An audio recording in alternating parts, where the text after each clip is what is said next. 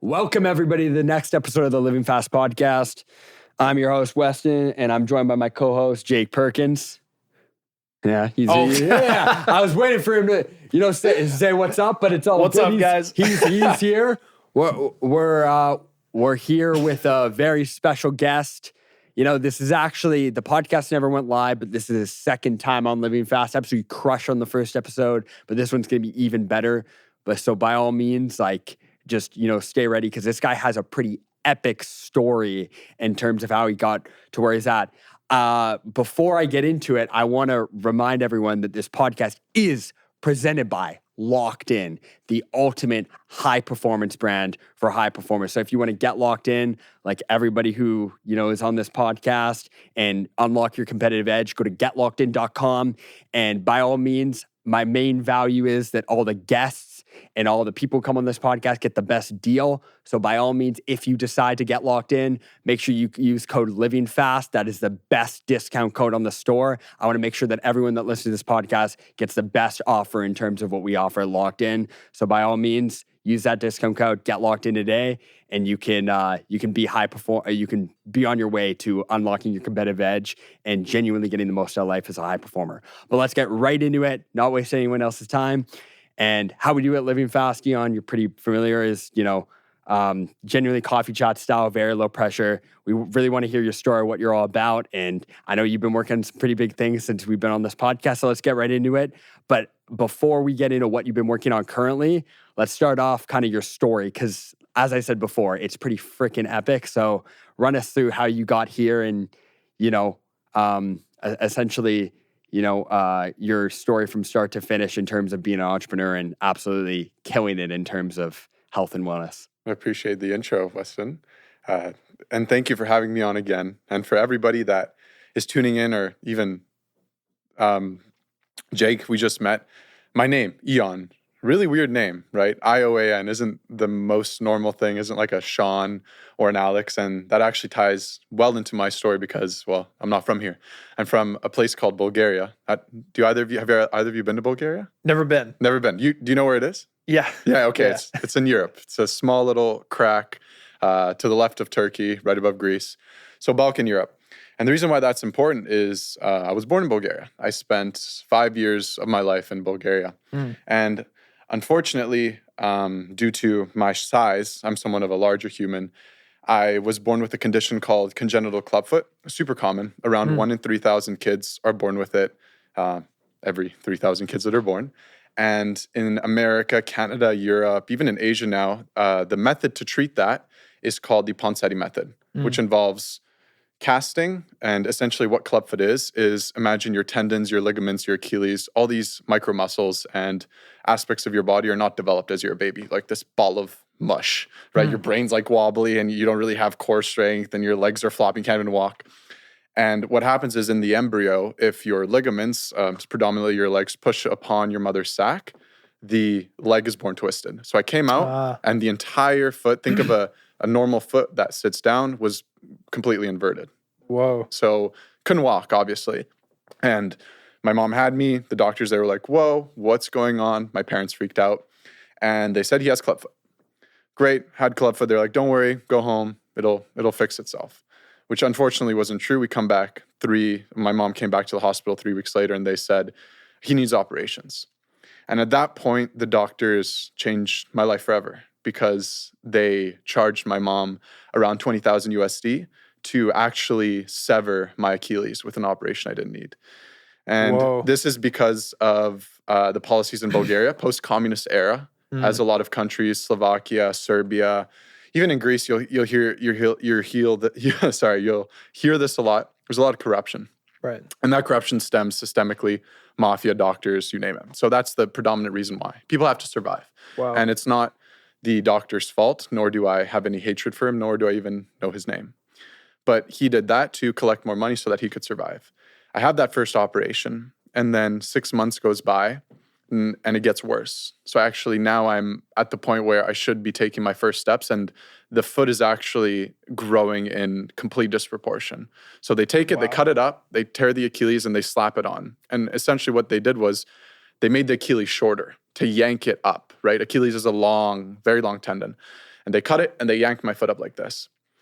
And then my mom goes back to the doctors again, and they say he needs another operation. My mom's like, what the hell? Like, how many operations is he going to need? And they're like, a lot, until he's probably full grown 16, 18.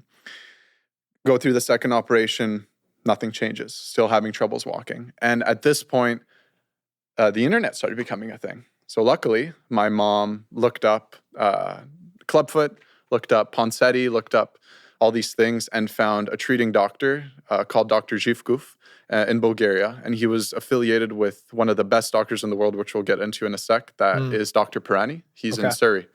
Oh, no way. Yeah, he's in, New Westminster, Surrey General Memorial. That's where Dr. Pirani is, but I'm kind of jumping a little bit. Dr. Zhivkov meets me. I'm around 3 years old at this time. And he says, holy shit, they messed you up real good. He has to do a correcting operation. So by the age of 3, I've had 3 operations and still couldn't walk. Dr. Zhivkov does a correcting operation, fixes it as much as he can. And from the ages of 3 to 5, I can't walk. I'm essentially in a cast, and I like walk around with these special shoes, but I'm like limping. And then Dr. Zhivkov says, Ioan, Maria, my father, you need better treatment. Like you're a one-of-one case. They cut you up really good. You're lucky you can walk. And this is where he says, go to Vancouver, Canada to go continue treatment with Dr. Pirani at Surrey General. So we do that. My mom packs $10,000, 6 suitcases, and we all fly to Canada as immigrants in 2005.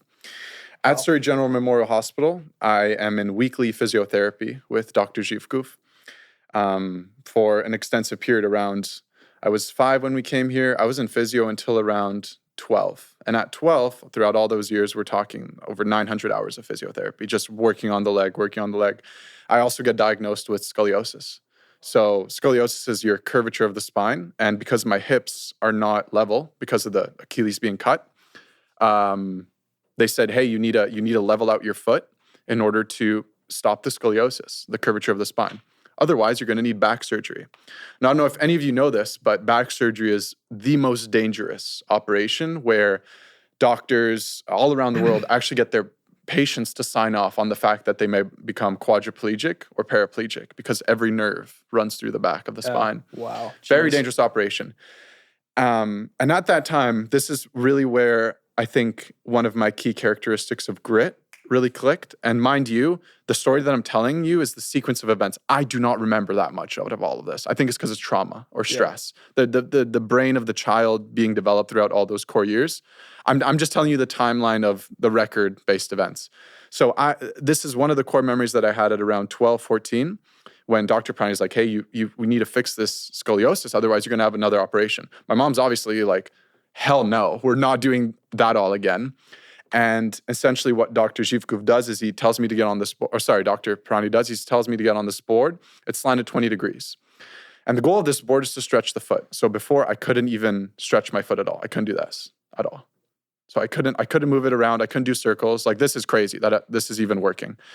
And is that the foot? That's the foot. This is my right foot. That's complete. I'll show you guys in a second. But I get on this board every single day playing video games for 2 hours. And I do that for 2 years. And miraculously, I avoid the surgery, the back surgery operation. I extend it past 20 degrees. And at around the time I was 14, so from 5 to 14, and then onwards at around that 14-year-old age, once I got out of the scoliosis dangers, I'd call it, they put me in orthotics. Orthotics were like this thick, 2 inches thick, wide, supporting the feet. Wow. And I was in orthotics every single day until I was 21 years old. So physiotherapy and like this whole condition affected my life from when I was born all the way up until around 20 years old. And throughout that entire experience, luckily, at around the ages of 11 to 14, I started walking. I was able to, get back into rhythm. I was able to walk, I was able to run. But there was always the uncertainty of what would happen if I continued to grow. The doctors didn't really know if it would develop in a bad way, right? And so there was always the risk of more operations, more surgeries. Luckily, somehow, knock on wood, at the ages of, I'd say high school, grade 8, grade 9, grade 10, picked up sports, no real problems. So played basketball in high school. And started weight training at grade 10, grade 12, but I was really skinny at the time. Still, I'm around 6'4", 6'5", and I was around 145, 150 pounds. Wow. And I had no confidence. I had absolutely no confidence. I'd be on the basketball stage, and I remember playing basketball in front of this giant crowd, all the audiences, all the teams around the Lower Mainland, and all I could think about all day long was the sheer size difference between my feet. Every time I'd go up to shoot a free throw or get on the field, I tried to pull my socks up as high as they can go because I was so self-conscious about my right foot. And luckily, I was kind of awoken to that realization after, as we all have gone through a severe breakup at the end of high school. Yeah. We've all been through a shitty breakup, I'm sure. At some point, yeah. Exactly. Heartbroken. And at 18, I was lucky enough to go through that. And that's when I had my first realization of, holy shit, like, okay, this all sucks. My heart's broken, blah, blah, blah. I'm going to hit the gym. And so I started eating 2 chicken breasts, rice, and some broccoli for every meal for 3 months. And I went from, I think it was 150, 145, 150 to around 190 pounds. I'm like, this is freaking awesome. Like, Damn. We're getting some momentum. We're growing all naturally. Like, and I'll explain how I can prove this. But I started putting on size. And I kept doing that. I kept doing that in essential cycles of bulking and cutting. And at the time, I was also going to university at the College of Langara. So I get up to around 200 pounds. And I'm really, really, really kind of sick of school at this point.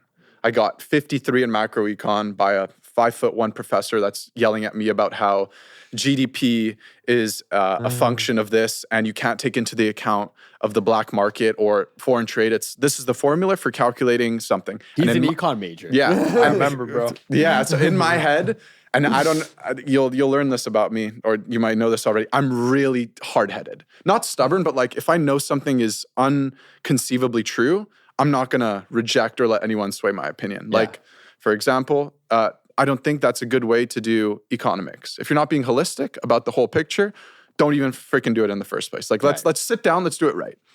So I was really hard-headed in university, and I dropped out. I dropped out of university. I started looking up day trading. So day trading crypto. So I got into crypto.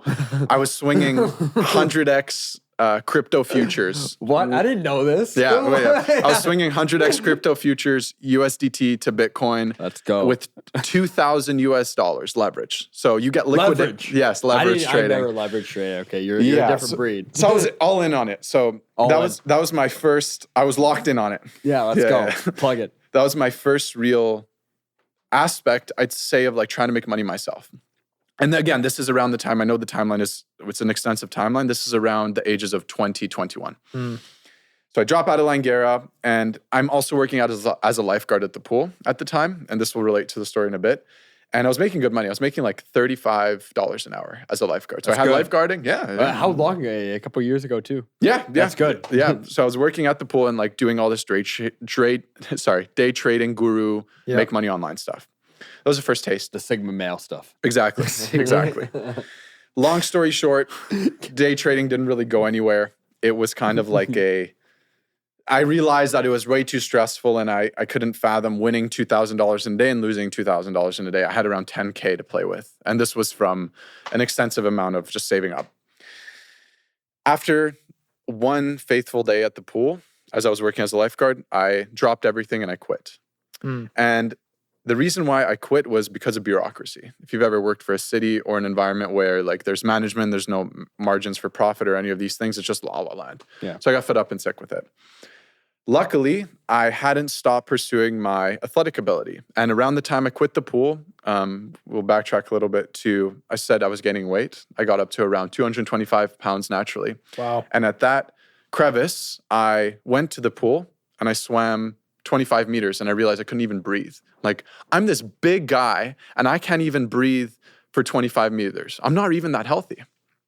And so I realized, you know what? Screw it. I'm going to sign up for an Ironman and I'm going to sign up for a natural bodybuilding show to prove to myself that I can do whatever expressions or limitations that I've had in the past. Screw those things. I'm going to sign up for these 2 events. They were within a month span and I'm going to get them done. And throughout that entire experience, I've been able to bike 320 kilometers in a day, training for the Ironman. I was doing a ton of aesthetics at the time. I cut down to 200 pounds. I biked up. We have local mountains here. Biked to Seymour, Grouse, Cypress, Triple Crown. Done that 4 or 5 times in a day. I just never saw a ceiling with physical endeavors or even limitations with my ailment.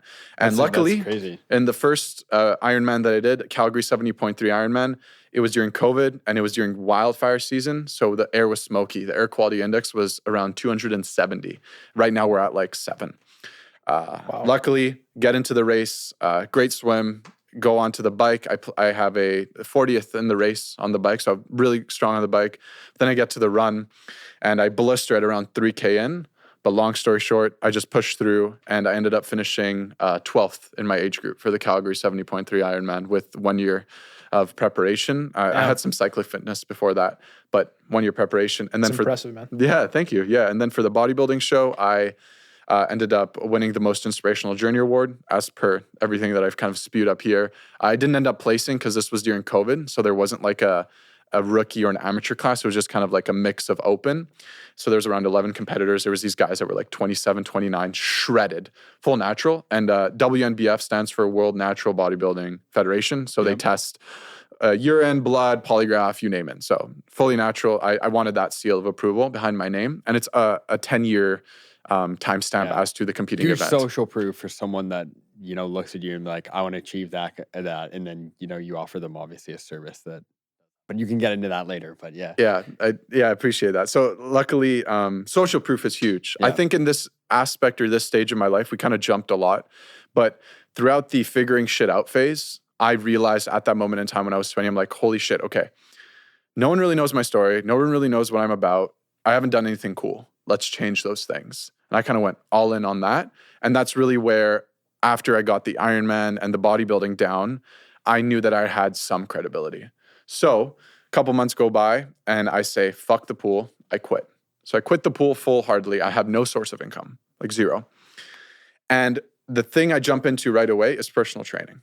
And at the time, I was vegan or plant-based. So I was vegan for 3 years. I'm no longer vegan. I'll explain why in a second. But I start something called plant-based performance. And plant-based performance is essentially fitness coaching, but we take into account nutrition and sleep and all these other things. That gets rolling. 7 months, nothing. 8 months, nothing. Just failing, trying to figure it out. And my mom's boyfriend at the time had a serial entrepreneur brother. So we chat with him. He doesn't really push in the right direction. And then I think, and I'm like, wait a sec, there's a kid from my school named Nathan Nazareth. And Nathan is he's the biggest TikTok affiliate, biggest Shopify affiliate on TikTok. You'd have him on the podcast, essentially. 100%. He would love to. Yeah. And Nathan went to my high school. And I remember Nathan is doing really well. So I meet up with him. I'm like, hey, man, I've done all this cool shit.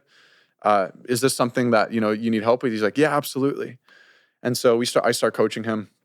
And at around the same time, I meet Martin, business partner. He'll come on here. Absolutely. And I just meet Martin sporadically. A friend of mine was also an Ironman, and he asked me to go work out with him, and Martin just showed up.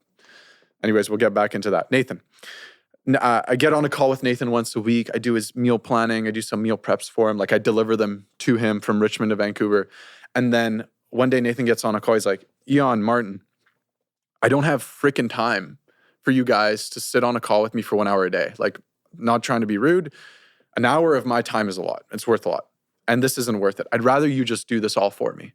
And then Nathan hangs up the phone. He was paying us like $500, $800 a month at this point. And that was the only source of income that we had from Optimability, which was plant-based performance. 8 months later, we changed it to Optimability. Hangs up the phone. Love the name, by the way. Thank you. Yeah. And hangs up the phone. And I am in my basement, which was where I lived at the time. And I am in pure ecstasy. I'm like, holy shit. Nathan's a freaking genius. And I just figured out what I'm doing for the rest of my life. Like I've smoked weed before, I vaped before, back in my DGen 19-year-old, 18-year-old days. Like I've done mushrooms, and I promise you, I've never felt a more pure ecstasy than the moment that Nathan slammed the phone on me and Martin. Martin calls me up right after. He's like, hey, Ioan, man, like, I don't know about this whole Optimability stuff. Like, and I'm like, Martin, Nathan just figured out our entire business model. We're going to do and systemize health for high performers. Let's go. So at that moment in time is really where things started to turn.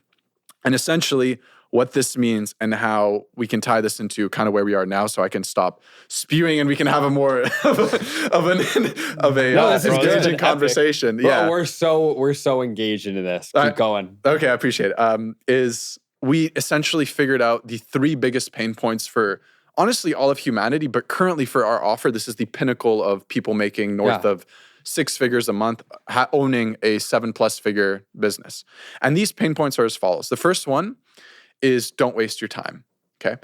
Don't waste your time means that you should not be cooking or cleaning your own food and folding your laundry. If you're making over 6 figures a month, the last thing on your plate that you should be doing in a day is cooking and cleaning, right? And I actually realized this as we were servicing Nathan. I'm like, who's like cooking your food? I'm doing it right now, but I have to scale my business, so I'm not gonna have time to do this eventually.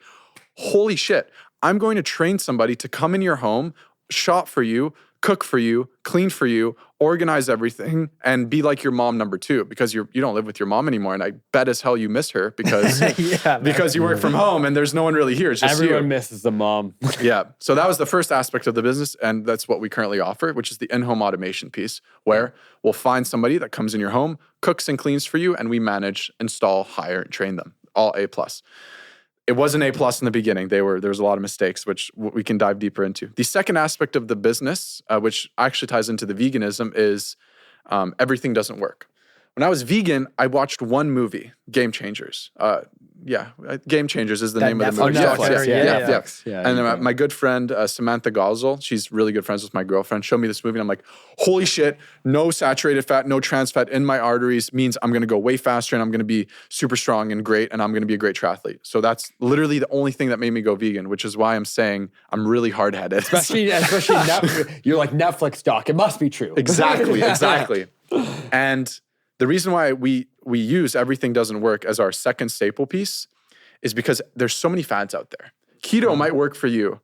Veganism might work for you. I'm carnivore. You're carnivore. Boom. Great example. Veganism might work for you if you're training for an Ironman and you're burning through your insulin storages, right? What's another example? Whole Foods works for me because I'm a balanced athlete. And the truth is that nobody can tell you what works for you except your own body. So what we do at Optimability is we decode your biology. We take your bloods, your gut test, your genetics, we do a DEXA scan, we give you a tracking wearable so that we can track your heart rate, et cetera. So that way we're able to interpret, okay, your testosterone is low or your vitamin B12 is high. Let's reduce the red meat and let's find out what the root cause is of the testosterone being low. Is it contaminants in your food? Is it, is it your clothing? Is it the type of exercise you're doing? Are you not getting enough sunlight? And by decoding biology, we actually implement this into the meals and the training for people. Wow. So we have a full software that decodes, and for the first time in history, we're actually decoding the way the human body is talking. So right now, between everybody in this room, there are trillions of neurons and signals going between your stomach to your eyes, to your nose, to your genetics, and how all these things are being fabricated. And one thing that we are really lucky to realize is we are going to cure the living past 150, 100%. Not as in, I think that we will as in Optimability, but humans will. Yeah. And it's going to come down to decoding what our bodies are telling us right now. Where is inflammation being stored? What's the artery that's being blocked? Why is it being blocked? What parasites exist in my stomach and how do they communicate with the bloods? What is my actual fat mass? You guys want to know something crazy? Drop it. Everything that exists with a meal plan calculator online doesn't work. Yeah. Everything. If you go in and you type in caloric calculator and you say, I'm 6'5" and I weigh 220 pounds and it gives you the macros. That shit's bullshit. Here's why. Something called a DEXA scan. I can show you mine, but essentially it breaks down your body's fat, bone, muscle mass, as well as your fat, bone, muscle mass, as well as visceral fat and some other ones. This is the only way to know what components of your body's composition burn how much, right? Because if you have higher muscle mass, you're going to burn more calories. Right. If you have lower muscle mass and more fat, you can be in a really big deficit. Like there's like this king that was 700 pounds and he fasted for like 2 years. It's in some scripture and he survived totally fine. And the reason, one quick question I have is what are your thoughts on fasting? Because I just did a 24-hour fast to prepare for this. Yeah, fasting is terrific. It completely cleanses the colon, especially, which we'll dive deeper into in a bit here. But essentially, the DEXA scan is the only way to get an accurate meal plan ever. That's the best that humans have so far. Right. And if you're But not, where can you get it for those? Obviously, they're through you. $200. We have terrific partners at Jebedy DEXA-Scan. I'm really good friends with the owner and CEO. His name is Jerry Kroll. He actually invented those solo cars. I don't know if you guys have ever seen them. They're like those one-man person cars. He sold the rights to Chevy and GM, and he ran for the Green Party elect a couple of years ago. But super cool guy. He runs like a sub 130 half marathon, total beast. He's in his late 50s. Wow. Yeah, super nice guy. So he owns Jebedy clinics. There's one in Richmond as well as one here on Broadway. And we just send our clients there, 20-minute scan. And that's the key to health. It's decoding what your body is telling you based on what goals you have. If you want to run 100 miles, it's going to be orchestrated around where you're currently at with your genetics and your blood, et cetera. So that's the decoding, everything doesn't work aspect. The last thing that we do and that we realized was keep it simple. We have a doctor, a geneticist. We also just onboarded the third-ranked Ironman athlete in Canada called Jamison Pluis. He ran an 8:28 Ironman, full Ironman. He placed second in Kona, all over Canadian Triathlon Magazine. He's currently doing his doctorate in Hungary. Good friend of mine. And he's on the team as well. So we have doctor, geneticist, Jamison, and then we also have housekeeper, physiotherapist, trainer, all in the same group chat, talking about the client, talking about, hey, physio, we're changing the meals up. So let's keep an eye on the lower back pain week over week, and let's see how the tension is reacting. Hey, doctor, here's the new supplements that X client is on. Hey, trainer, make sure that they have some sugar before they start the workout because of these supplements that they're taking. You have to take that into account as in like, oh, they might be a little bit lightheaded, whatever. Do you see all these connections that This is pivotal because all these aspects, physio, stomach health, decoding biology, doctor, they need to talk because that's what happens in here, right? So that's kind of the entire premise of Optimum Mobility is we bring all those things together, and eventually we're currently working on an app where you guys can have access to all this like shit on your phones. App Store. Exactly, yeah. So essentially the goal is you open up the app and it says My Health, and it gives you a full picture rundown of your entire body. What's going on, what's unoptimal, what's optimal. Your plans will tell you exactly what you need to follow based on your body to hit your goals, whatever goal you want. And then the My Team section will communicate with the team. So we're working on building this for the general consumer. Eventually, we want to make testing free because my goal is to have this should be a basic human right for everybody. I agree. Completely screw the entire reactive healthcare industry. Yeah. Supplements are amazing and they don't really fall into the pills. So I'm going to refer to something as reactivity. In humanity, there's two core aspects of health. And the entire centrifuge and all the energy that exists in 99% of health right now is around reactivity. Yeah. We have the best surgeons, the cleanest gloves, the best pills, the best painkillers. But why do we need those things if we're not funneling energy into proactivity? We don't even freaking understand how our brain is communicating with our blood and our gut. We don't even have our freaking physio talking to our nutritionist. Are you kidding me? Like if you're a basic person and you want to organize all this yourself, you have to go to your doctor, get him in a group chat with your physio, get your nutritionist in that group chat, give them all your data. And the data is PDFs, guys. Like we built parsers to extract data from PDFs. And get back to common sense. That's exactly. This is common sense to me. Exactly. And it's like we're literally scraping and cleaning up the mess of a lot of deep, dangerous problems that I'm really fulfilled and really happy to be working in the right direction with these things and to scrape these things and to figure out this mess we've gotten ourselves into. So this is an entire spiel. I'll kind of I'll kind of stop it there, but I've been rambling for a little bit too long. But that's kind of where we're at. Dude, that's amazing though. I know we think the same way. There's a book by a guy, I'm sure you know, Peter Attia. Of course. Outlive. He talks about medicine 2.0 versus 3.0. Of course. Right, which is kind of what you're getting at. Yeah, we were talking about that the other week. Yeah. It's so wild, man. And it's like it's not to hate on people in the medical profession, but it is exactly that, right? It's like people we're so good at treating things once they've happened, but people don't realize like that's not actually health though. Yeah. Right? Yeah. I'll go one step further. There's something I wanted to show you guys, and I was on X the other day, and I love Huberman. I love Peter Attia. I really do think that Brian Johnson's work that he's doing is very valuable. I was going to ask you about Brian Johnson actually. But here's I'm the a thing. Dave Asprey fanatic. I have his, you know me. Yeah. I'm Dave Asprey. Here's the thing. Now I have two screenshots here that I want to share with you guys. And the reason why these screenshots are so pivotal and are super important to me is because they don't solve this problem that I think that we're really trying to solve, which is let's make health more efficient. Let's save your time. Let's help you understand what your body is telling you, and let's put all of your professionals in one place. So you have Dan Go here. If you drink coffee, you're doing drugs daily. And then you have Andrew D. Humerman replying, "Oh man, I love coffee." And the reason why I bring this up is these are mass assumptions. If you drink coffee, you're doing drugs daily. And if you're a reader and you're just a scroller and you're just a regular human being, this doesn't help you get healthy. Now I know they're just putting out content. Yeah. But I do not think that demonizing people for not understanding or having the means to actually know what health means is the way to go. We have Brian Johnson, next one. How is everyone doing? Going to bed on time and exercising daily?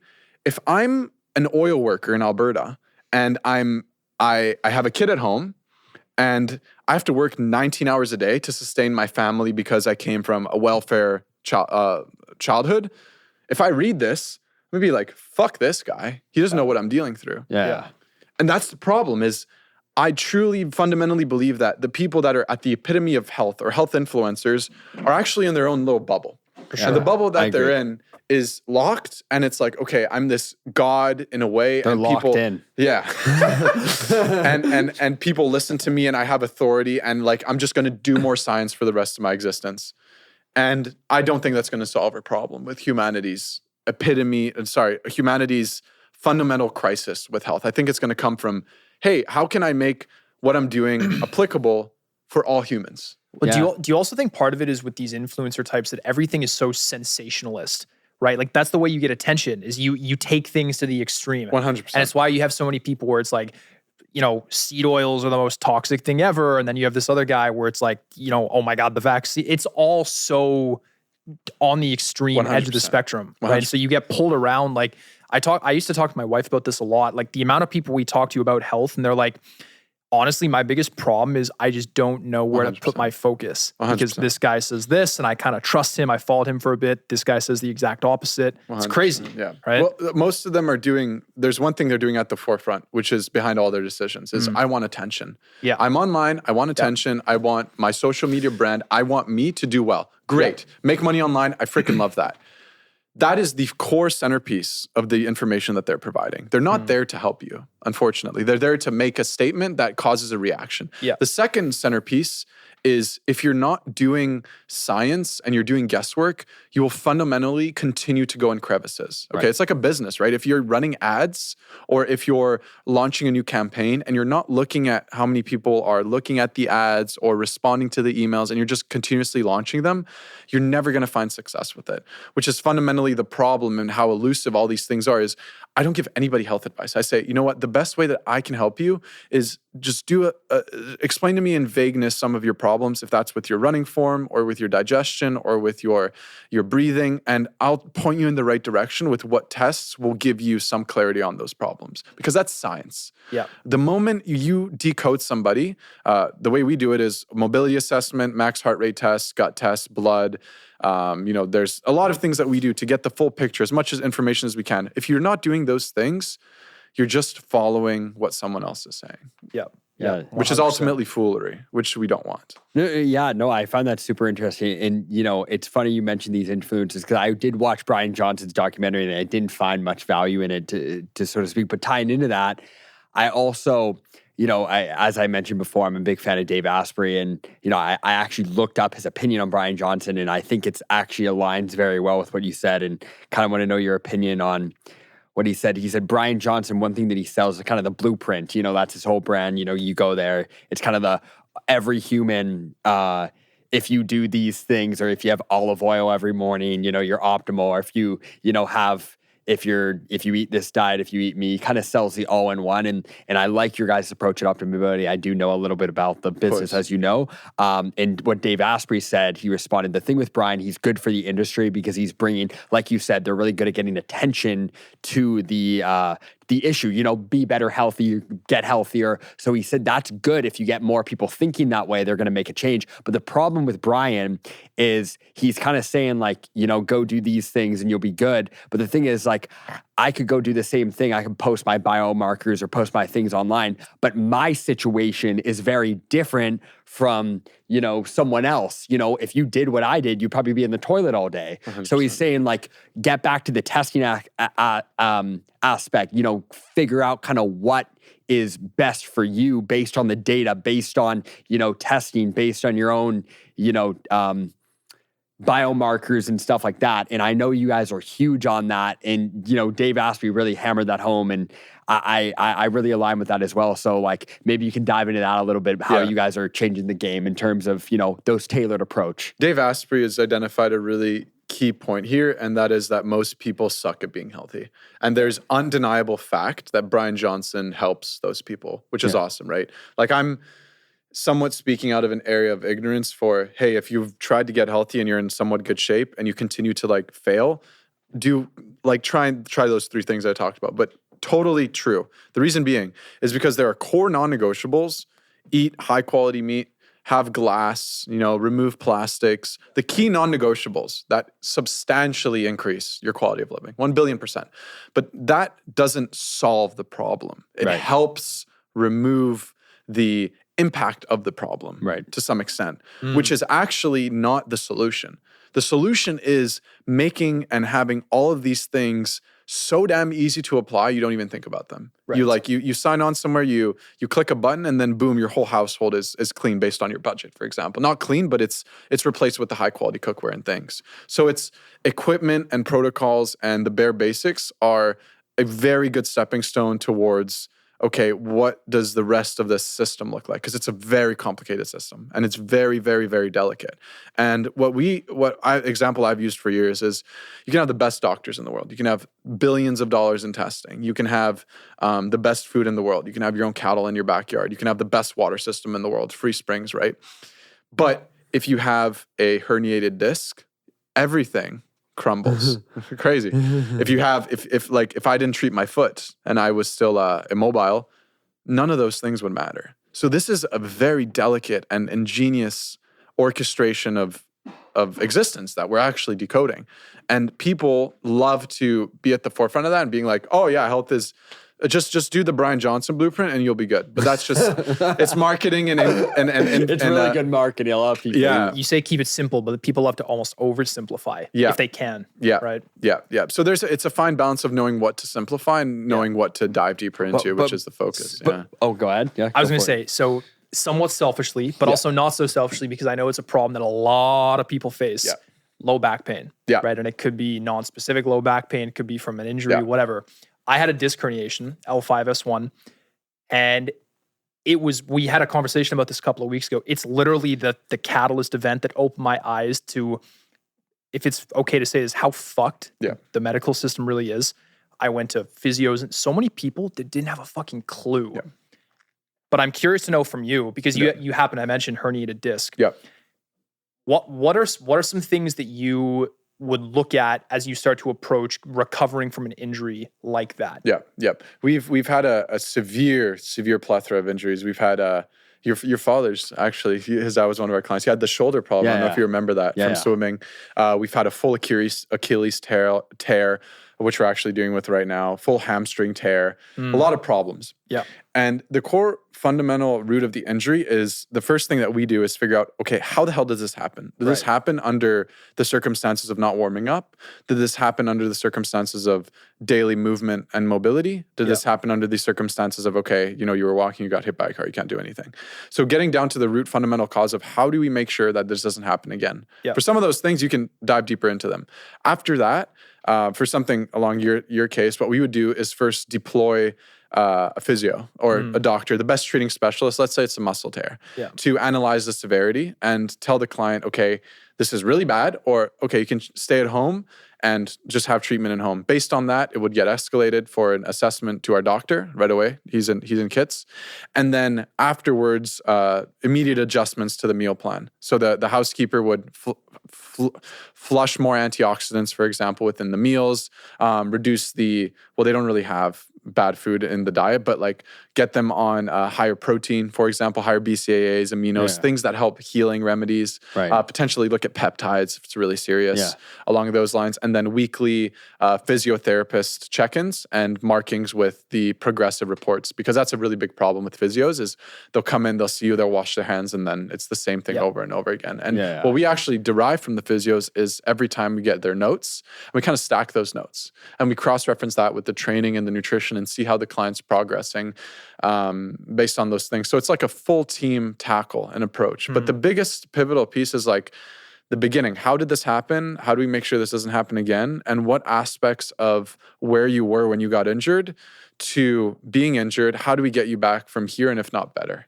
That's the biggest thing. Right. And you know, I find this so interesting that Jake brings up about, you know, the physiotherapist and stuff like that. Like, you know, I mentioned common sense earlier, and I really want to get your opinion on this because, you know, when we talk about the medical industry, one thing that I have a really hard time, you know, coming to terms with is where are their incentive? And I don't want to say, you know, everyone's, I would say most people are motivated by money at scale, but essentially like physiotherapist and chiropractors, like a little bit of a personal story. I went into a chiropractor, you know, I got a couple cracks done, and then she said, I need you to come in the next 2-3 sessions to crack her back. And I wasn't injured. I just went in for like a checkup, and it kind of hit me like, okay, she's incentivized for me not to get better, so I'm good forever. The bad ones, yes. Right? Yes. I agree. So like for your thing, like in terms of the medical industry, I find like I think a lot of people have these problems because they're not incentivized to solve your problem. They're incentivized to put you on, as someone who does, you know, a lot of business, and, you know, obviously I'm in the e-commerce industry. Subscriptions are one of the best ways to make money. Everyone knows that. They essentially have a model where they have you on a subscription service for the rest of your life, and they make it easier for you to apply that as a subscription service because you have insurance. And so people feel obligated to go because that's what their insurance covers. And then they keep charging you, and you don't feel bad about it because it's on your insurance, but it's not actually solving your problem. So you're going to continue going for your life until it worsens. You get more subscriptions and you end up spending more and more money. So what are your thoughts on that? And what would someone do to get out of that loophole or get out of that process? Because I know not in Canada, but especially in the US, people are spending a lot of money on healthcare that, you know, are going to bankrupt them. Yeah, I'd say just an overarching topic before I dive deeper into the healthcare industry, because it's very easy to demonize. Right. I just think humans don't know what they're doing. Fair enough. I genuinely think that testing and a lot of physios, except bad ones, obviously the ones that are negligent and that just want money, are good people. Right. But they are not set up to succeed. Think about it. You're a physio. Yeah, I agree. You get your full client load. You're working as a contractor 30 to 60 hours a week up to your plate. You've done, like 6 years of school up until master's, 8, whatever, to this point to get this dream job. You're in it deep, man. Like you're not like, it's going to take some huge balls. You're all in. Yeah, you're locked into this, right? It's going to take a lot of balls to be like, what am I doing? And I think that gets a lot of people. And there's something in life called hold-ons. I don't know if either of you have ever heard of it. And it's essentially the concept of everything exists either in a smaller circle or a bigger circle of itself. So you have healthcare as this giant circle, and then physiotherapy in here, and then you have like pills and supplements. And the problem is not physiotherapists or chiros. It's the bigger circle around the parameters of, okay, so if we look out of the microscopic lens, we have physios, which is actually ICBC, which is actually the government. And the thing is that this needs to change from the top down in order for the physios to actually be better at, instead of seeing the same people over and over again, to actually create a systemic approach to them plugging in their notes so that it's a best care practice for the patient. But that's assuming that software is being built, which is literally what we're trying to do. Right. It's like we're trying to bridge all these people together for the person to have the truest, strongest impact. Not to make that about myself. I just think that they're not set up for success. No, I completely agree. Yeah. You mentioned how you're putting all in one, and it's one of the first services I've ever seen which really embraces the holistic 1 thing, billion but it actually makes it applicable in day-to-day life. 100%. It's very easy to talk about, live holistic and eat well and no toxins and stuff, but it's a whole other thing to actually do it and do it consistently, which is what you guys help with. 100%. Right? This is actually like the fundamental root problem with our content we've been facing. I'm gonna be really transparent here. Is we got on as like performance coaches, and we've been running ads. We spent hundreds of thousands. We spent a shit ton of money on ads and marketing and all these things. And the truth is that it's so washed up that it takes really, it's gonna take a lot to get somebody to be like, holy shit, this is cool. And I think that thing is gonna be an app where somebody can like see everything in one place. But until that's done, it is washed over to the extent of like, you have to layer it and present it in the right way for people to understand. Yeah, well, one thing, immediately stands out to me, and it kind of sparked my, realization when Jake was bringing that question up. It's like one competitive advantage, I say, and I'm big on competitive advantage, unlock your competitive edge, locked in, but I'm big on competitive advantages. I think a lot of people are looking for that. And when I, hear your guys' approach, obviously, I'm familiar with the industry. I know what a lot of people are doing. One thing that sticks out with you guys is you guys are, a lot of these guys, and I'm going to, call them out on this podcast. Dave Asprey, by the way, I'd love to have you on the pod, but Dave Asprey, Brian Johnson, all those guys, they almost demonize natural health, kind of what I did when I brought up that last question, where you guys are almost working with them and then also bringing in that biohacking, cult community as well. So you offer that all in one, and I think it's the best in the both worlds. And I think if you guys can communicate that very effectively, I think a lot of people are going to be like, this is better than everyone else. And, is that, I guess my question is, because I don't want to go ahead and say that that's what you guys are doing, like maybe, is that your guys' approach? 100%. There's no, it's so damn foolish to demonize the amazing work that physios are doing. I got in a car crash in October. I was going 40 kilometers an hour down UBC, and a car decided to turn left, and I went over the bars, flipped over the car, didn't break anything, but both my wrists were really sore from the impending bend. And ICBC cleared the bike, whatever. I'm in physio every week now. My last session is tomorrow. And I go to Electra Health, and I have two amazing physios there, Kareem and Rebecca. And then I also see Dr. Mann for chiro, and then acupuncture here and there.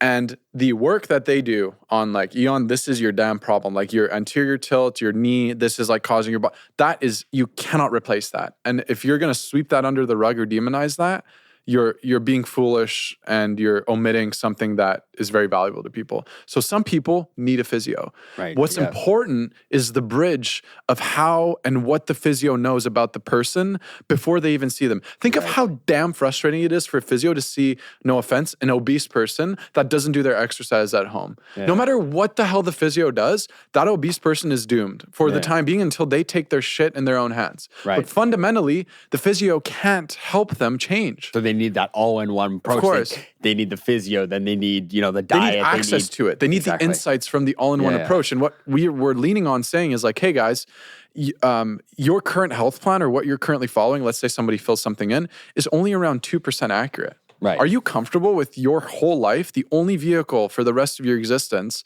to be 2% accurate? Or do you want it to be 100% accurate? Yeah, and the thing that I find interesting, going back to that common sense theme that we're, driving on this podcast, is like, when I went into my doctor, I don't, I usually just hop on phone calls now. Luckily, I don't need to go to the doctor much. But one problem that I see is like my doctor that I go to every day doesn't know my blood test, doesn't say, hey, you need to get this done, because they want to know that information. They want to know that data. And like, they're almost like, if they were more informed, I feel like they could provide much better results. The software infrastructures for health need to be elite. It's a very complicated subject. Yeah. There's parasites, there's testing, there's thousands of sensitive information markers. It is not going to work with Jane app, which is the app software that everyone, I'm telling you right now, the link generation for meetings 30 minutes before the app, 30 minutes before the appointment is created. There's so many intricacies that the doctors, unfortunately, can't do anything about. Yeah. And I don't know if either of you have seen that video of there's this Asian neuroscientist in the forest. Yeah, I know what you're talking about. And he films himself, and he's talking about the entire neurological and the medical industry and how messed up it is on a hike. In the mountains. Yeah. And it really hits home the point of like those three things I talked about. You can't waste your time doing this stuff, right? If you're working all day and you're obese, unfortunately, it's going to be really difficult for you. Well, actually, it'll be easier for you because you can just fast to lose weight. But it's going to be really difficult for you if, let's say, you're 130 pounds and your healthy weight is 170 and you have to eat a lot and you're working all day. You can't waste your time doing that. And if you don't understand your body or what it's telling you, you're not going to find success. And if your doctor and your entire team don't communicate, it's not going to work. These are just the fundamental truths. And the craziest thing is, if you remove one of these things, it's not going to work, right? Like you can decode your biology, you can have someone in home that cooks for you, but if your team isn't talking and your physio isn't telling your nutritionist or your doctor what's going on, it doesn't fall short. You can have all the data in the world and a cool team, but if somebody's not helping you apply it, it's not going to work. Yeah, well, 100%. We just had Dylan on. So, like, one thing that you mentioned earlier is, like, you guys mainly target those entrepreneurs, you know. Yeah. You know, he talked about on the pod about the importance of, you know, going after that one audience and stuff.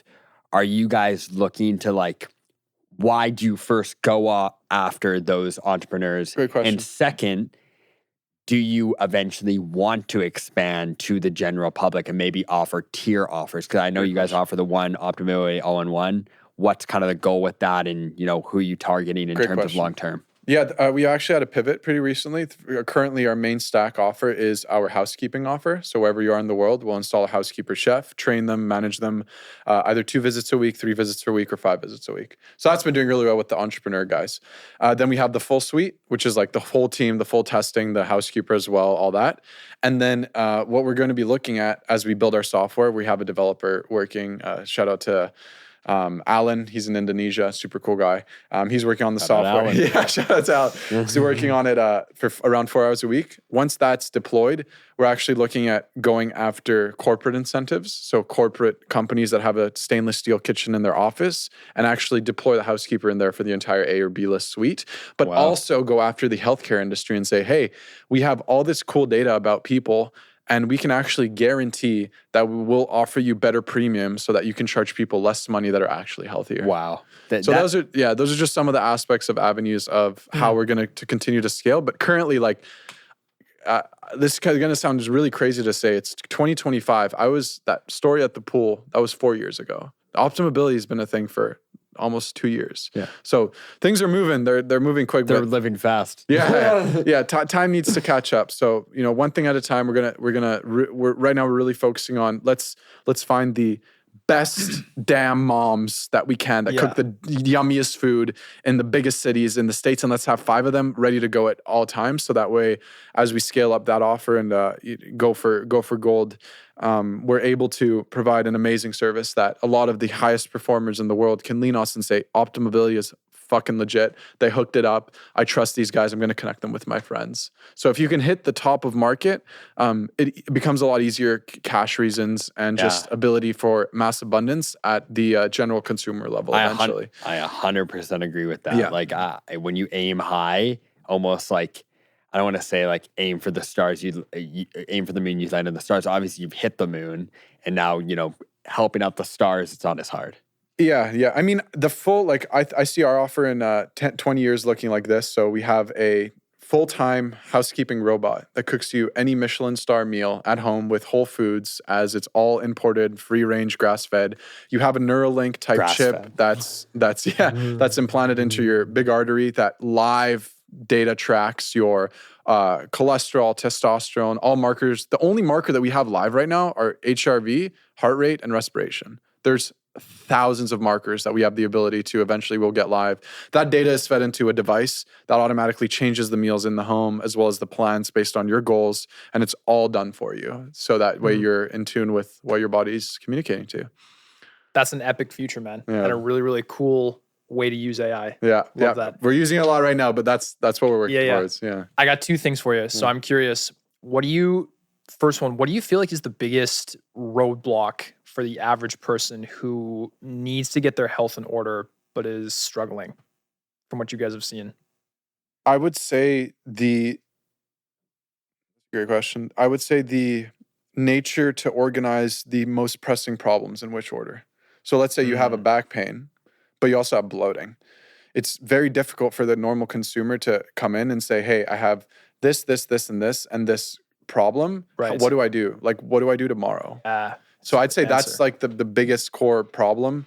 That is such a hard thing to navigate. Of course, yeah, of course. How do you pick which one of these issues is priority? The thing I want to do is sit down with everyone and talk to them for 30 minutes about, what tests or what they should do. But I'd say that fundamentally, eat the simplest advice that I can get that I think is wildly applicable to everybody is avoid all processed ingredients. So everything in relations to like corn nuts, seed oils, just although demonized heavily, avoid seed oils, avoid anything packaged, avoid things that are sprayed, buy fruit that's in season, dip them in baking soda. Use common sense. Yeah, like literally like your father's diet.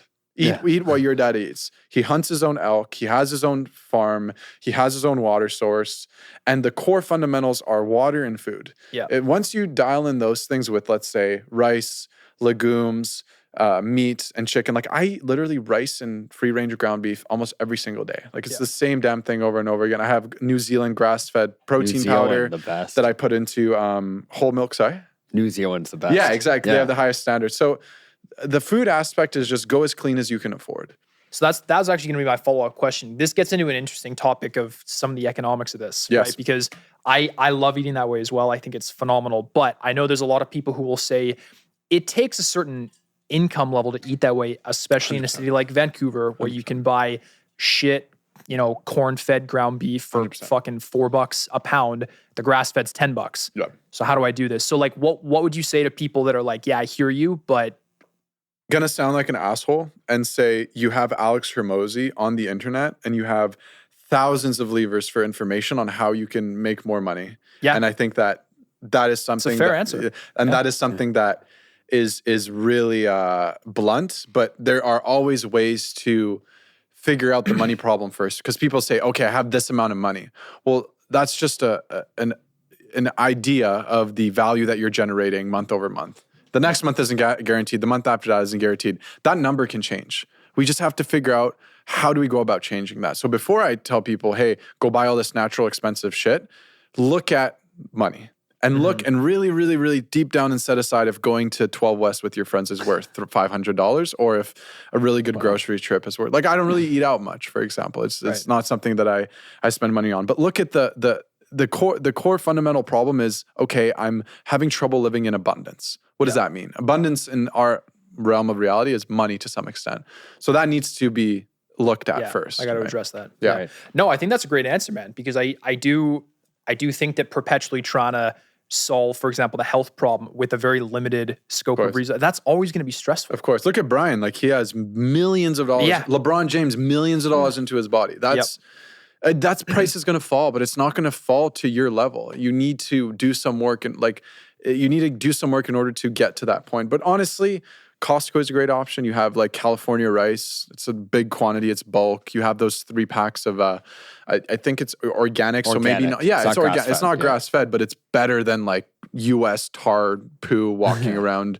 Like there's middle levels. And honestly, the most frustrating thing that I think will get a lot of people curious is we actually are really shit at detecting how these toxins sit in our bodies. So microplastics, organic meat versus free-range meat.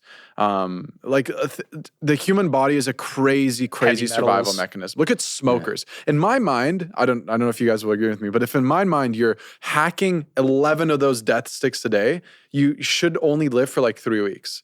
Some smokers live for decades on decades on decades. To me, that is unbelievable. I don't understand how the body is that powerful. Yeah. But it's kind of the same thing with your health. If you need to take 2 years of eating meh-ish, like eating corn-fed crap beef in order to grow your business or grow another source of income, you know what? It's not going to be the worst thing for you. And it's going to be way better than you being ignorant and not adjusting one of the most important things in your life. Well, and I still will say that even eating corn-fed ground beef, but it's still better than eating processed garbage. Of course. So it's not like you're at the extreme end where you're eating Dons for every single meal kind of thing, right? No, 100%.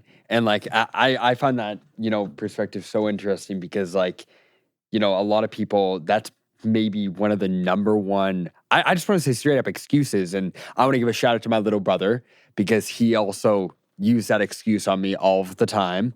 And what I told him is I think it's more important to eat less food, but it's higher quality, and you triple down on that, and you focus on like fasting and stuff like that. You're gonna feel better. You're gonna make more money. You're gonna also learn some grit and all that. And he's been on this super hard diet, all grass fed, all optimal, so to speak. Shout out Optimability. And he's been a killer on it for 4 months. And me and my older brother and I actually were going to do it with him. I did a little bit of micro cheats here, just came off a 24-hour fast because I felt bad because I cheated. So shout out Colton for making it through. But like a lot of, at least my perspective, if you don't have the money, it's like even the shit corn-fed beef, it's still expensive. Buy 2 less of them and have a little bit less calories. Yeah, it's not the most optimal, but like we said, if we get into that rabbit hole of, how that stuff sits in your body, like actually a lot of the data for a lot of people, maybe not everyone, shows that actually eating less is actually good in a lot of cases, because if you do those fasting cycles. Yeah. But this is where we get into interesting stuff in health, right? Because then I could also say there's a lot of data that shows what's one of the biggest indicators for long-term health, drop in mortality, is muscle mass. Yeah. You need to keep holding on to muscle. And to do that, you have to eat more. Right. So it's like, this is the hard thing, right? The hard thing. Yes, eat less, high quality, but what about if I'm trying to put on muscle? True. Right. But all these problems are solved if you make more money. Exactly. One thing I'll say though, I think you're a great big brother, and I know your brothers look up to you a lot. So that's awesome that you got them on that. Thank you. No, 100%. And one thing with the fasting, I do agree, but at the same time, when I went down the rabbit hole with fasting, it actually increases growth hormone a lot.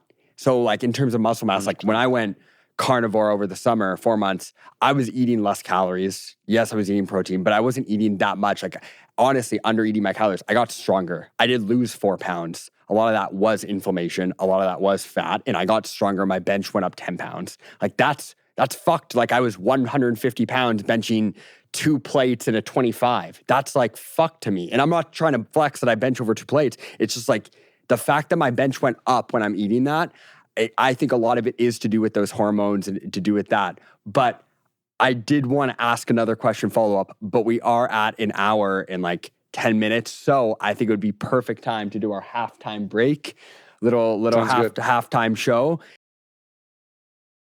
Let's give this an open. Yeah. Halftime break, halftime show. Oh, yo.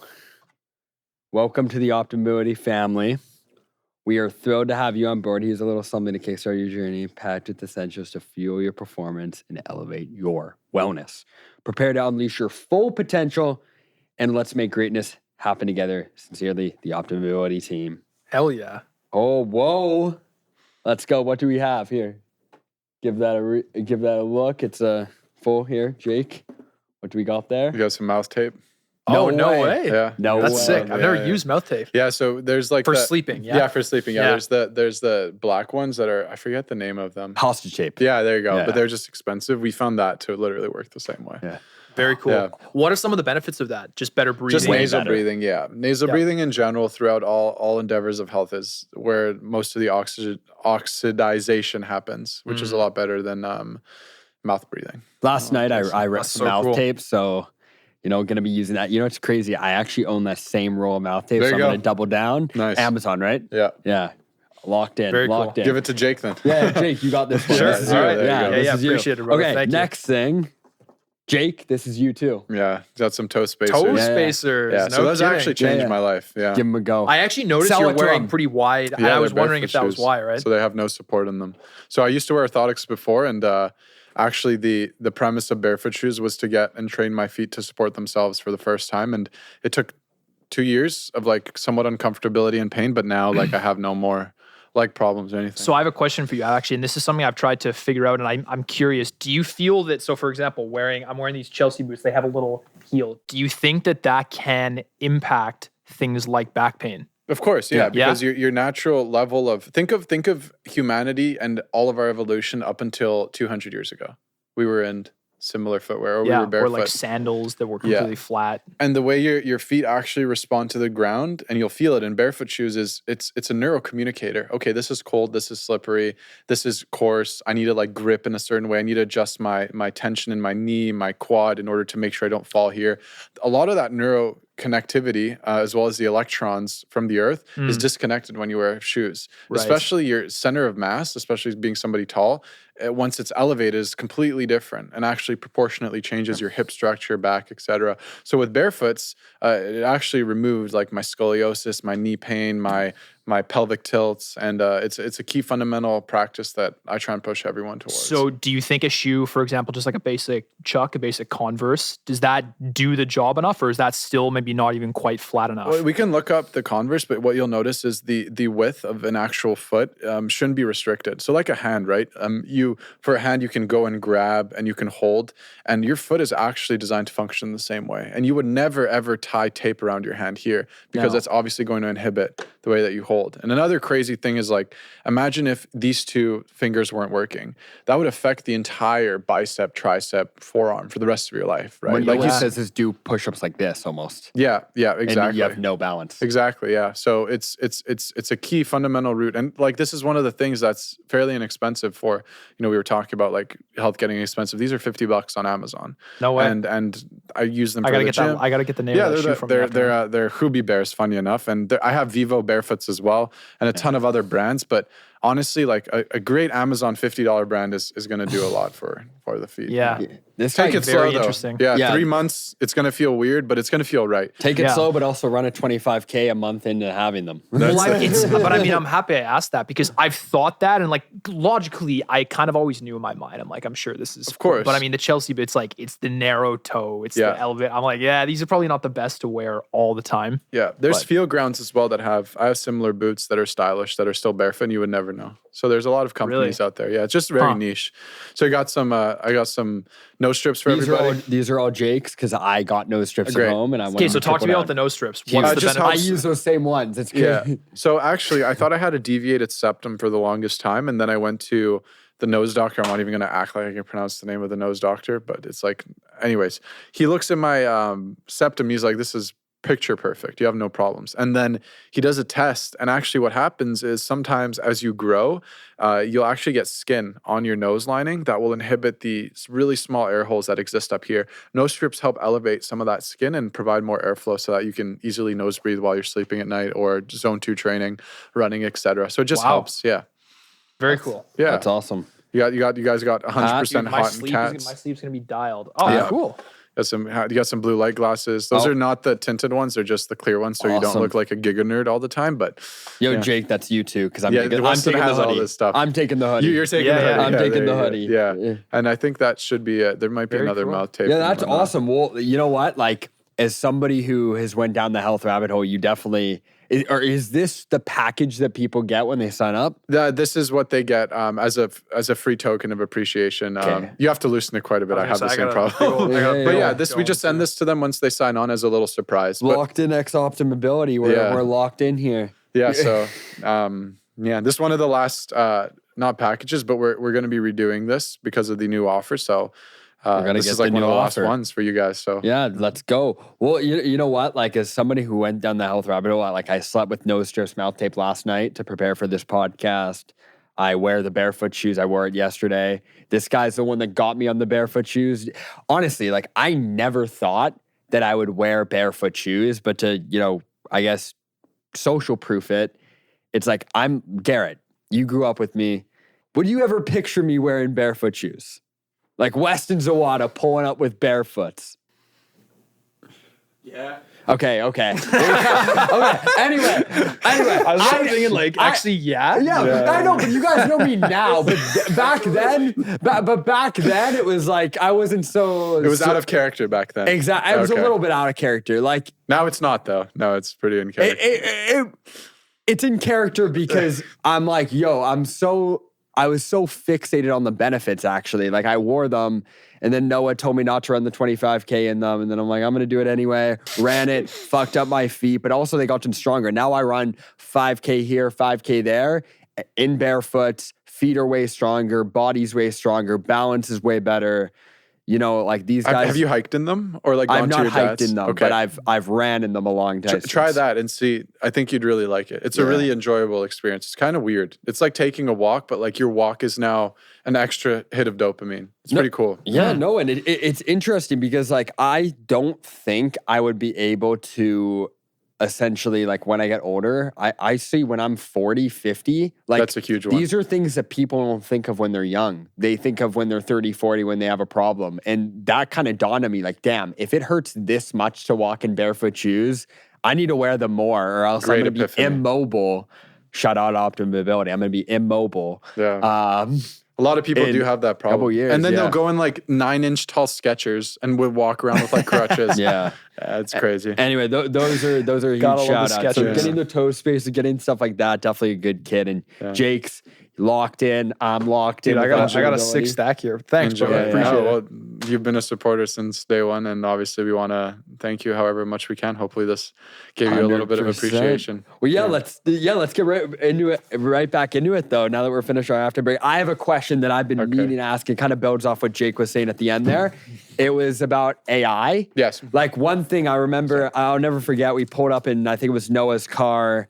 And you got in the car and you had your computer in the back and you were messing around with AI and you were talking about kind of like how excited you are, how like, you know, AI gives you so much more access to health or you put your clients' metrics in and, you know, it can kind of give you a perspective on it maybe that you couldn't figure out or it would take you a while because AI can essentially, take that information and synthesize and do a lot with it.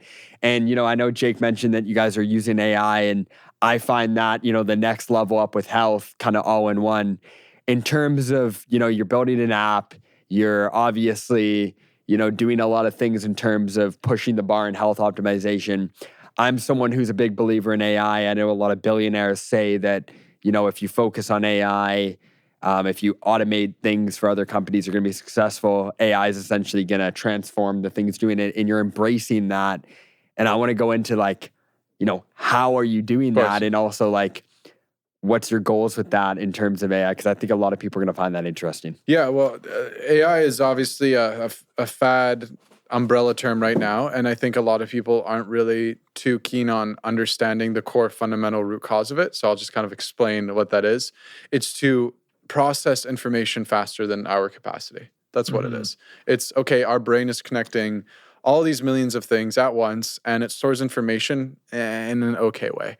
What AI can do is it can store and reference information exponentially faster as it gets better, which is pivotal in something that we're doing, right? Because, okay, your doctor has thousands of notes. Your physio has thousands of notes. Your blood work is 2 to 10,000 biomarkers, whatever. All that stuff needs to talk. So what we've done is we've actually created a proprietary software. I'm just going to hide the client name. So we have the client's full functional mobility screening from 1 to 3 is how we rank it. We have their true body fat percentage, fat mass from the DEXA scan is inputted here. There's also going to be a chart. We have all the supplements that they're taking. We have the exact amount of blood work. They better be locked in. Yeah, the percentage of bloods that are dialed versus not dialed, the gut, the DNA. And the reason why all this is in one place is because if I click on a tab like the too low tab, for example, it's going to tell me exactly what markers need addressing. So this client has a SIGA marker, and if I click on it, it'll show me exactly what it means if that marker is too high or too low. Now, what we're training AI to do now is, let's say the SIGA marker is too high. Okay, what else is too high? And where is it too high? Is it too high in your bloods? Is it too high in your genetics? What does that mean? Yeah. No. Sorry. Yeah. What does that mean? And how am I going to interpret that in a way that I can build something that is going to fix that problem if it needs fixing, right? So one thing you have to consider as well is like health is very old. And the reason why health is old is because the PDFs. This data needs to be pulled from using AI. I built an AI parser. I built a PDF parser with AI to pull that data into a spreadsheet to consolidate into our software platform. And for every single marker that exists, there's a platform that says the description, what it means if it's too low, what it means if it's too high. Based on what the client's data's readings are, now the computer is able to see all those things in one place and tell you and give off meal plans, et cetera, based on those parameters. So we'll tell our meal plan generator, don't include seed oils, don't include soy, don't include their allergies, don't include the foods they don't like, and using this data, use that to create a more accurate meal plan that will fix their problems, for example. So think of the multitude of dependencies that exist. If you're taking magnesium biglycinate, what time do you need to take that at? Well, how does it affect your stomach? If you're taking probiotics, with what meals do you need to take that at? So there's so many variables that exist, like those bubbles that I talked about, the holons, that we need something to organize how those bubbles are distributed and the lining and the wiring between something as supplements to meals. There's not billions, but there's thousands of connections there. Mm-hmm. AI is the bridging piece to connecting those connections in a way that you can scale it to a lot of people. I want to ask about a couple of things you said, but before I do that, just on the topic of AI, it is crazy that I know a lot of people now that actually will trust a well-prompted query into ChatGPT more than anything, just because you can ask it things and you can get information so quickly and in such specificity that, especially if you're in a place like Canada where you're waiting for specialists and this and that, and it's almost a no-brainer. Yeah. But what do you think about, like, do you think you have to be careful because ChatGPT can hallucinate, it can make mistakes? Of course. Right? The parameters for what you have to be careful about, you just have to dissect down more. So for example, if I ask AI, what are the repercussions of your cholesterol being too high and too low? Most likely a 99.9% answer, right? Whereas if I ask it, build a meal plan for me and I have all these things, it's going to hallucinate more. Yeah. So what we are really focusing on is making sure that our databases for reference are scientifically sound. Yeah. So that way, once the AI is able to interpret them, we're still working on the processing for training the model in a specific way. That's going to take some time, for sure. That's so Right? cool though, man. Yeah. The other thing I wanted to ask about was, you mentioned two things. You said I'll focus on allergies for the most part, but I'll include food intolerances or sensitivities in there as well. How important do you think that is? From the aspect of the AI getting the meal plans right, or like from No, I'm talking about moving away from AI just in general, because I know that has a huge impact on gut health. And I know, for example, I actually have developed a suspicion for myself personally that I actually am either sensitive or allergic to beef. Yep. I don't know for sure, but I just, based on things that I've pulled away and kept and experimenting. How important do you think it is that people identify what are my allergies and my sensitivities and then cut that food out? Extremely important, depending on the root cause. Usually what we notice is once we do a gut test, there is actually key probiotic components that are missing in most people's guts, which actually aid in digestion of heavy red meats, for example. I'm not saying that's the case, but could be though. Yeah, it could be, exactly, right? So it really does depend on if it's a genetic issue, if it's a food quality issue, or if it's a stomach balance issue. And then obviously removal is the best aspect. We actually do have a test that we run clients through, which is a food sensitivity test as well, which we actually get them to do after they do their gut test. So we actually balance out the gut first, and then we run them through this food sensitivity test. Yeah. If they need it and if they want it, if they notice problems. It's a bit of a loaded question. I know that it's a whole multi-podcast in and of itself. But when you talk about rebalancing the gut, healing the gut, what are some of the sort of core pieces that go into that without getting too granular? Fasting. 1 billion % fasting. 1 billion %. I'd say the easiest thing for most people to do, and this aligns with Gary Brecka, Schmeck, all that stuff, stop eating at 6 to 7 p.m.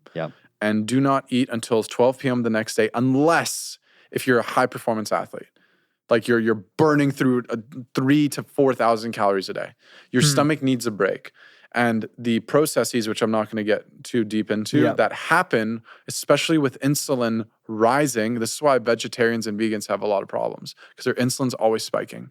The repercussions on sleep and restorative state for that is so high that it affects the cycles of which your body rests. So just giving your stomach a break, and just think about it again, 200 years ago, what we were doing. There's no way, like 10,000 years ago, us three with sticks and fire were eating 4 meals a day. We were hunting and we were trekking probably like 60 kilometers because our zone 2 cardio is ridiculous. We're the only species that exists with a sustainable mechanism for cardio out of mammal, out of anything existing. That is crazy to me. If you chase a rabbit around in a circle, it's going to die.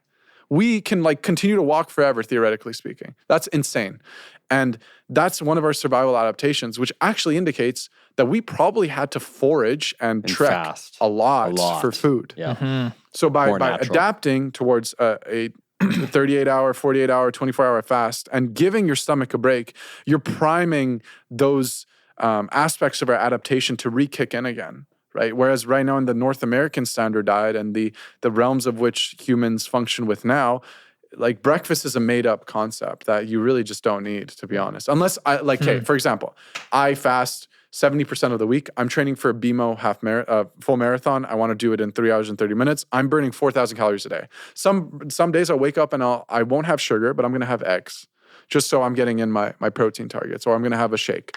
And sure, that's not optimal. I'm not fasting. But I'm like it's that. You're burning it.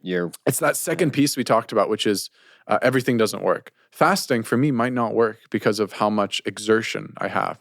But for the general person, if you're working out like under 3 times a week, you should definitely be fasting 7 p.m. to 12 p.m. the next day. Very interesting. And so I'm not gonna lie, I always thought this was a myth, but it's actually super fascinating to talk about this.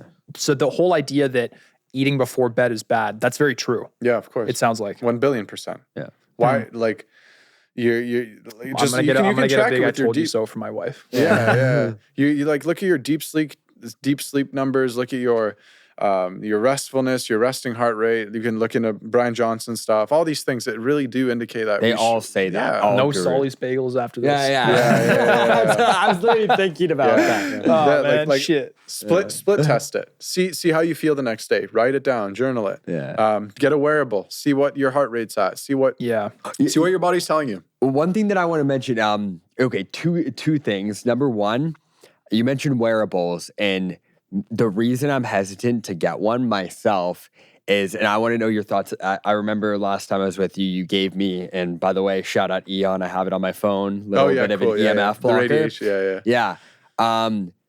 In terms of, first thing, in terms of wearables, I know actually, like you said, journal, do that. One thing, eating before bedtime, definitely feel a difference. Yeah. Way worse sleep. Another thing I felt a difference, actually, phone in room or Bluetooth on, Wi-Fi on. You know what? I know that goes down the whole, like you're being conspiracy. I don't think it's a conspiracy theory at all. Like I've literally tried it and I was skeptical and I noticed a clear difference when I removed that. Yeah. So you mentioned wearable. The thing is for sleep tracking, I'm for during the day, but for your sleep, not wearing that. So how would someone go about that? And number two is you mentioned simplification and before for people that, aren't familiar with Alex Hormozi, don't really know how to make a lot of money, kind of, maybe are working at that lifeguard position, and can't afford your services. What are the top 5 non-negotiables? I know it kind of goes against what we've been talking about, but what would be your advice for someone that can't really afford the OptiMobility service or anyone to become semi-optimal? Great questions. I'll start with the data tracking kerfuffle. Yeah. The first thing is there's actually some studies done, and depending on the type of wearable, the amount of EMF it emits. And EMF is definitely something that is of concern, as it is a specific type of wave. I'm just going to be blatantly ignorant and say I value data more than I value the current emittance of this EMF coming in. Fair enough. So for me, I'm a data guy, and the information that comes on with my training as well as just social proof for clients, having something that is I'd say the epitome of what we currently have available and using it is more on brand versus me not using it. But it is a personal choice, and I totally respect that line of thinking to the effect of there is clear science and there's clear aspects pointing in that direction. I just think that it's just an aspect of the technology kerfuffle. And it can't be perfect. Like I don't have the data though. You do, right? Exactly. So it just depends. What you value more. Right? Exactly. Yeah. It depends on the person. Yeah. And then to answer your second question, if somebody's a lifeguard right now, or if they're struggling with funds. I'm not hating on lifeguards. No, of course, no. Lifeguards are gonna have a hard time. Yeah. If you're struggling with a fixed income, I'd say the biggest things right now that you can do are, this is gonna sound so funny, is try to go on Facebook Marketplace and look at glass Tupperware, look at barefoot shoes in your size, look at as many things as you can forage and find to make your home better. If you have like plastic bins in your home, like look at free bins. That's one of the, I'm really trying to be as cheap as possible as I can here with those things. The second thing is cut out all processed foods. Like cut out absolutely every single aspect of processed foods. And I'm going to glue something onto this is get a water filter, not a Brita, but like a clear Proper filter. Yeah, get a. You can go on Facebook Marketplace for this as well. A Santivia water filter that pulls different layers of filtration. The third thing is you definitely want to train. So train, weight training. Do not just do machines. Do free weights. Do a barbell. Do cables. Do plyometrics. Do it all. And don't give a shit about weight. Just do a working weight, RPE 7, rate of perceived exertion, how hard out of 10. Do that at like a 7, and just work your way up to increasing it by 5-10% week over week. On top of the training, do zone 2 cardio. That means in your second heart rate zone, train as much as you can. It's ideally around anywhere between 60 to 180 minutes a week. So that way the amount of fat mass that you hold will naturally subside as your body uses that as a propellant. If you're obese or if you have knee pains or back problems, you can do it on a bike. You can do it with rowing. So there's a lot of ways that you can get your zone 2 cardio in. I'd say non-negotiables number 4 and 5 are daily sunlight, as much as you can, obviously. And with daily sunlight comes the aspect of the core supplements that you need, which in my realm, based on my blood work, are omegas, because I just don't have that much fish. I also take vitamin C because I don't want to get sick. And then I have some digestive enzymes as well. But see what supplements that you can take. Don't cheap out on the quality. And then finally, the last thing is get 10,000 steps a day, as much as you can in barefoot shoes. So I'd say those are like, you'll significantly see an increase in quality of life. Sauna, steam room, great. If you can throw those things on or find them, that's awesome. Cold plunging, sure. But the core non-negotiables are food, sleep, training. Actually, I'll replace, what did I say? Supplements, sure. I'll do a 6 YOLO.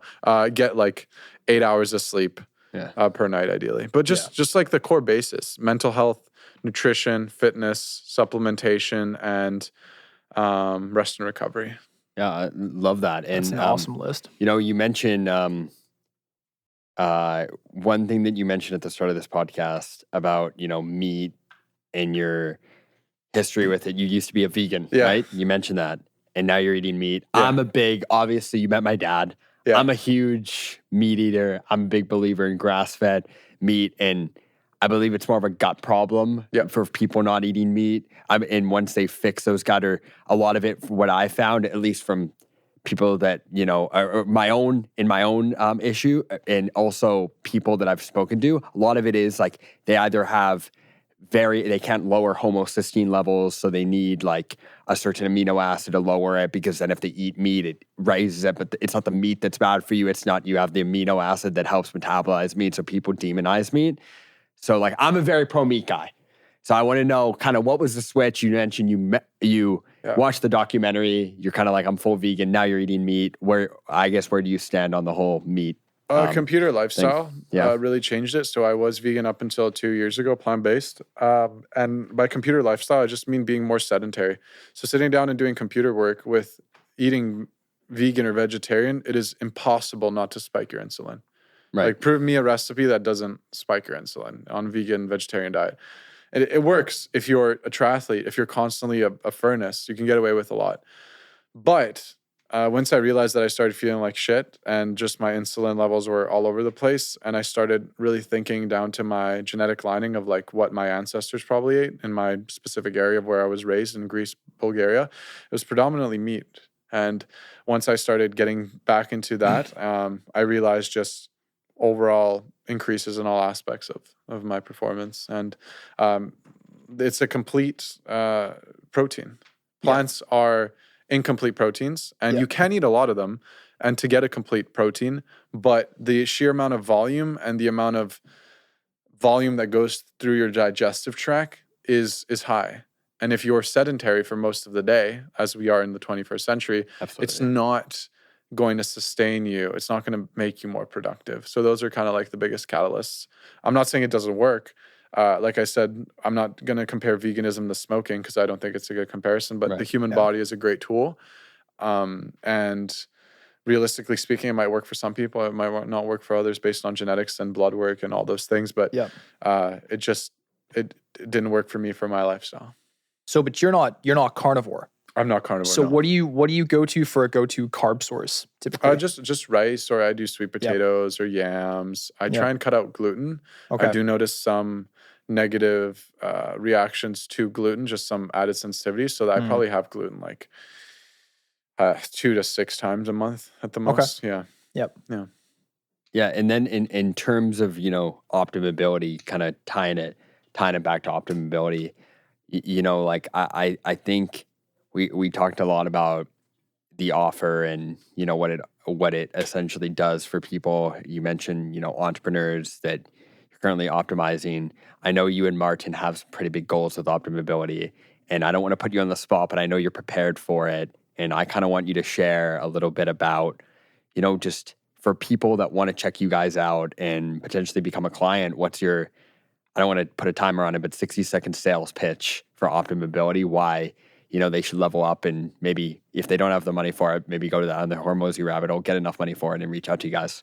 And where can they find you after plug? Make sure to plug that at the end. Yeah, got it. I'd say like the quick pitch is realistically, we all know that you don't have time to cook or clean or do anything in the home. So you're constantly Uber eating everything, but that's not sustainable or healthy, and you're continuing to feel like shit.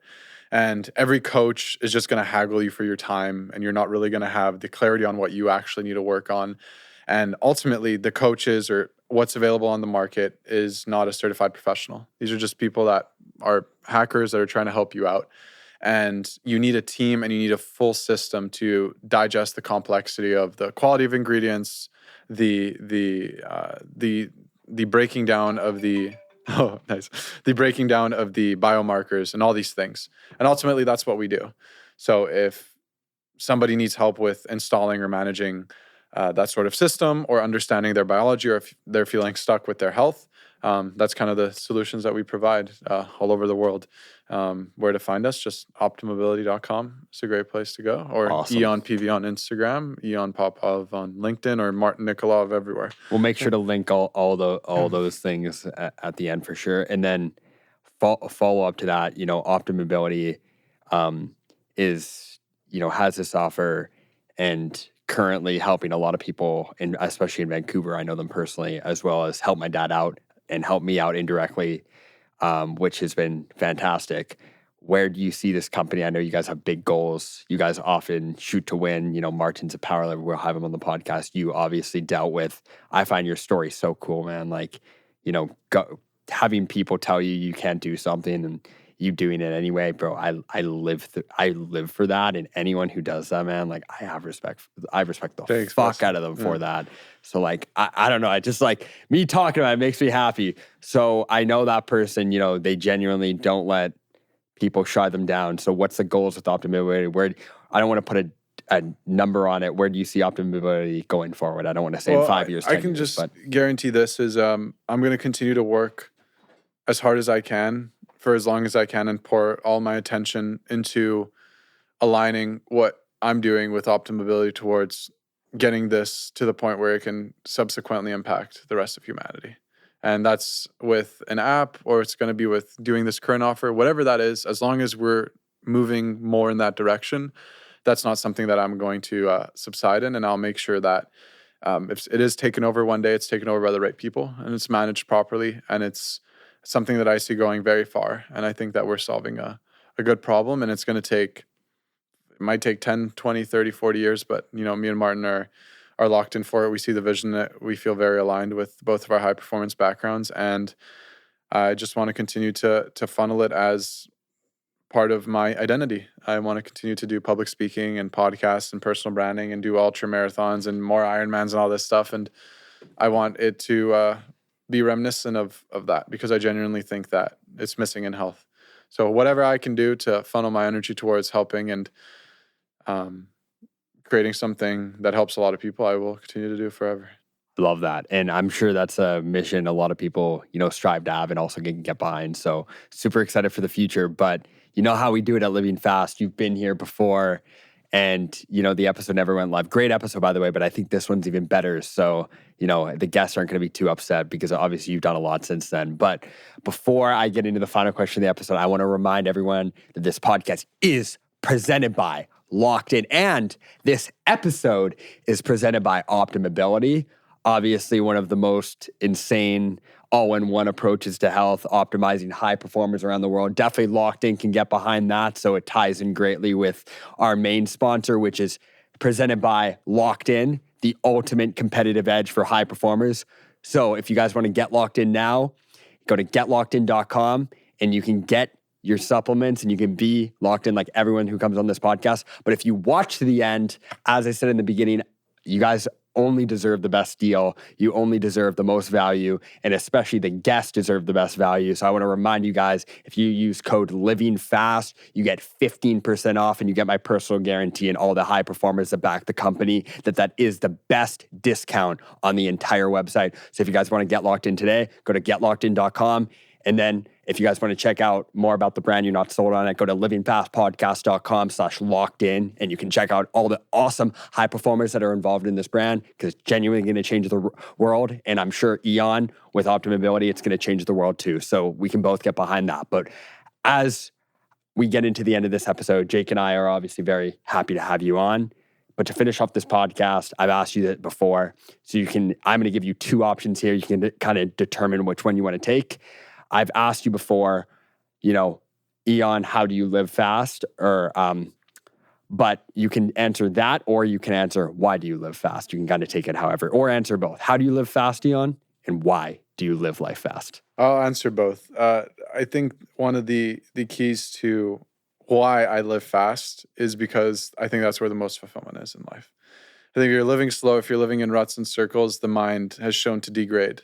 And the more you can break those paradigms around what you think is possible with speed, you can theoretically do whatever you want. And you can actually surprise yourself very damn good. I think that was why. What was the other one? Sorry.